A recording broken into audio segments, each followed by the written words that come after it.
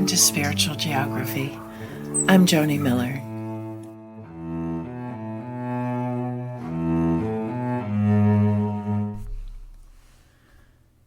We often express our thoughts and feelings through music. Music is incredibly powerful. Music can reach someone with dementia and connect them to another time. It reaches us and connects us to other times in our life.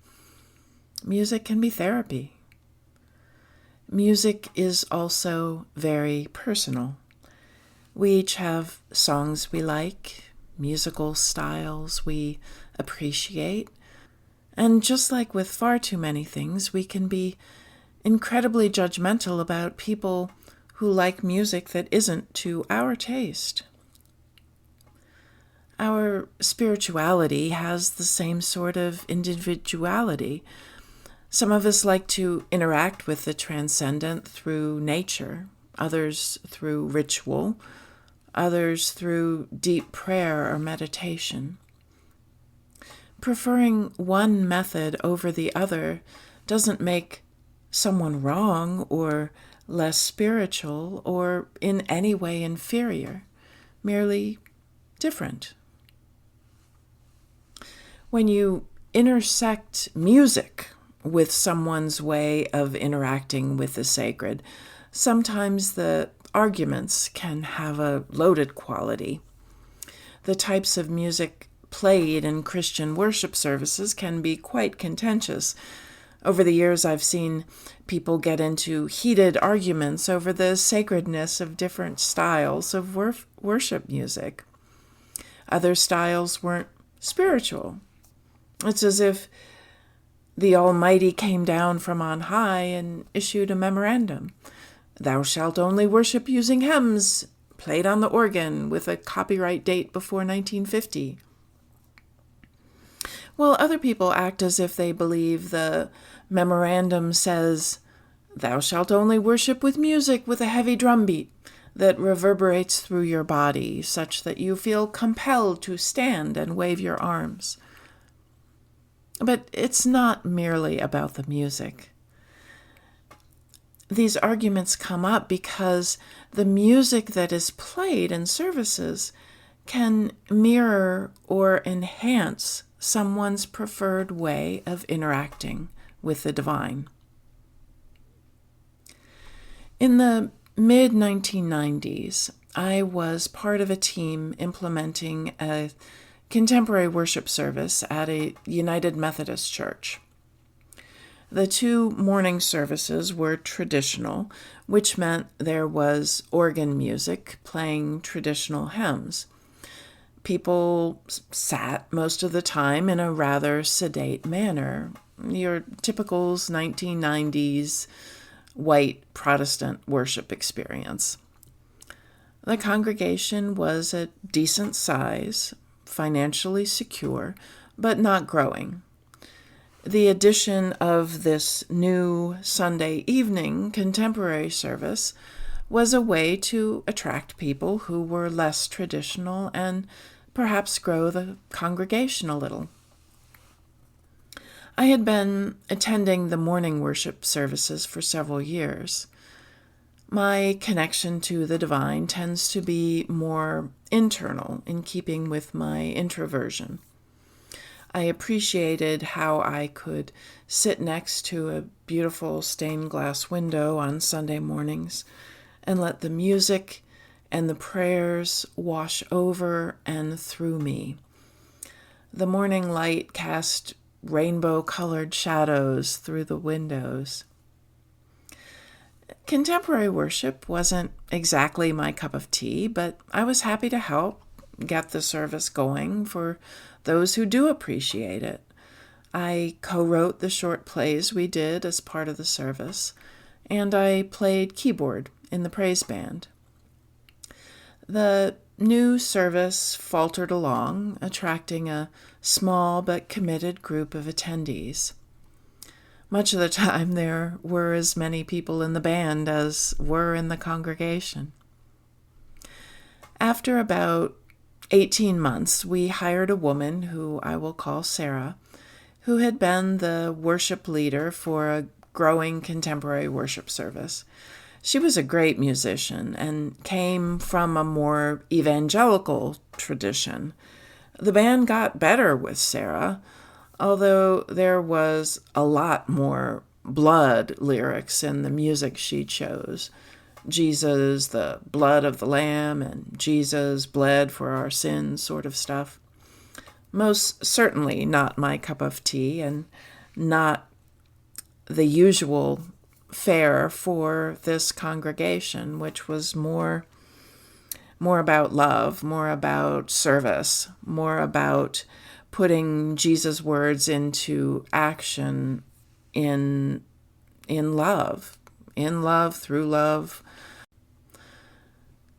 Sarah had very definite ideas about worship, seeing this contemporary form of worship as the one in which people could connect with God most fully.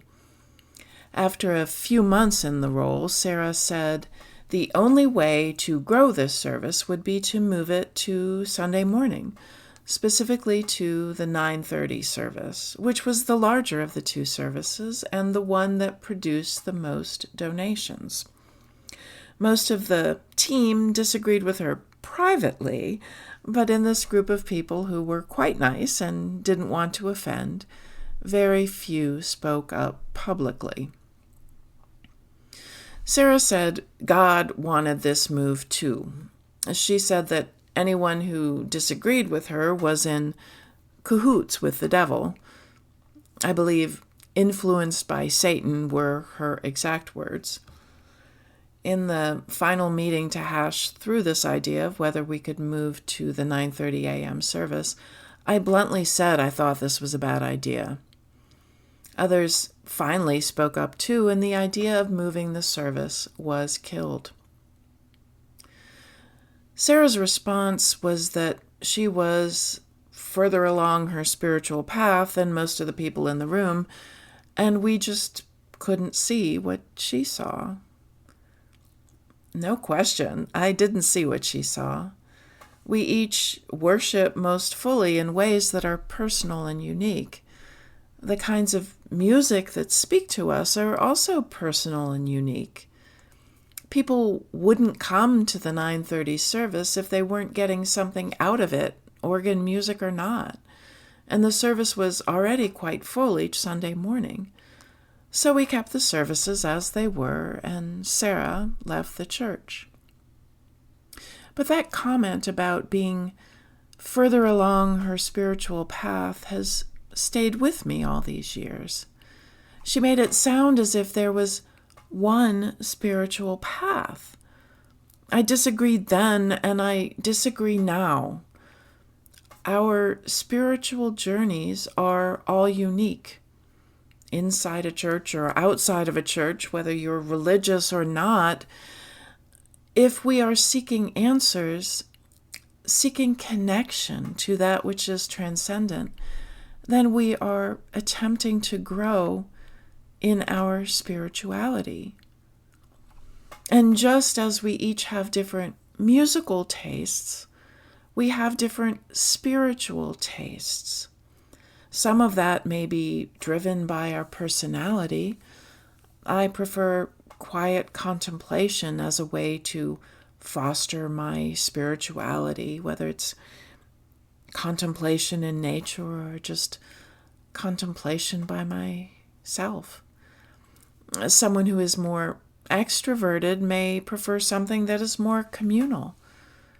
My way works for me, but that doesn't mean it's the only way to be spiritual. Far from it. Spirituality is not a foot race. I believe there are as many spiritual paths as there are people.